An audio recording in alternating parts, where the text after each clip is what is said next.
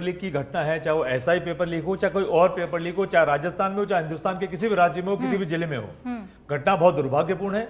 नौजवानों के करियर के साथ छलावा कभी भी कांग्रेस पार्टी बर्दाश्त न सत्ता में थी तब करती है, ना विपक्ष में तब करती है। रही बात हमारे कांग्रेस पार्टी के जो कांग्रेस का जो कार्यकाल था, 2021 का है ना सर, एसआई पेपर लीक का जो मामला है, किसका मामला है? आप ही की सरकार एसआई की ना? पेपर लीक वाला मामला हमारी शासनकाल में हुआ। हमने आरपीएससी का मेंबर जिनको बनाया था और जो भी पेपर लीक करने वाले थे उनको अपने पकड़ा और सलाखों के बीच में पहुंचाया।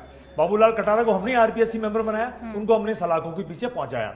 और हमने कानून भी बनाया, कानून ये बनाया कि उम्र कैद तक की सजा उसमें प्रावधान है जो पेपर लीक में पकड़ में आएंगे, और 10 करोड़ रुपए तक का भी हमने जुर्माना तय किया। ये कांग्रेस पार्टी ने कानून बनाया। हिंदुस्तान में पहला राज्य ऐसा है जिसने पेपर लीक वाले मामले में हमें कानून बनाया। एक्शन देखने को क्यों नहीं मिला? मैं मेरी बात पूरी मामले के उजागर होने के बाद भी आप शासन में काल में थे, आप ही की सत्ता थी सर, आप उस टाइम पे डिसीजन ले लेते तो इतना लंबा टाइम तो खिंचता ही नहीं। मैंने आपको बताया ना, हिंदुस्तान में पहला राज्य है जिसने कानून बनाया पेपर लीक वाले मामले में। आरपीएससी मेंबर को हमने बनाया, हमने अरेस्ट किया, जेल में भेजा।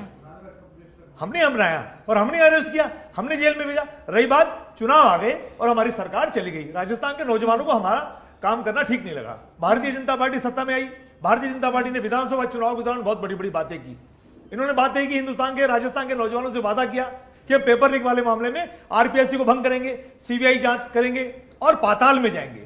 लेकिन बड़े दुख के साथ कहना पड़ता है कि लगभग 2 साल हो गए हैं, अभी तक ना तो ये पाताल में गए, ना आरपीएससी भंग हुई और ना सीबीआई की जांच हुई। एसआईटी गठन की इन्होंने बात की थी, एसआईटी का इन्होंने गठन सत्ता में आने के बाद किया। अच्छी बात है। अब मेरी बात सुनिए, मेरी बात सुनिए। अब 2 साल बीत जाने के बाद भी पहले निर्णय हो जाता। मेरी बात सुनिए पूनम जी, अब लगभग 2 साल बीत गए या लगभग 2 साल हो गए हैं सरकार को, और कोर्ट के अंदर जब मामला चला गया तो माननीय न्यायालय के अंदर इनकी सब कैबिनेट ने भी इनको आरपीएससी पेपर लीक जो हुआ है इसको रद्द करने के लिए कहा, एसओजी ने भी पेपर रद्द करने के लिए कहा, लेकिन सरकार ने अपनी मंशा अभी तक भी क्लियर नहीं की है। और आज लगभग 2 घंटे या 3 घंटे हो चुके हैं, हाई कोर्ट ने फैसला सुना दिया है, लेकिन सरकार का कोई भी प्रतिनिधि अभी तक यह कहने को तैयार नहीं है। सरकार हाई कोर्ट का फैसला स्वागत योग्य है, लेकिन वो ये नहीं कहने को तैयार है कि हाई कोर्ट के फैसले को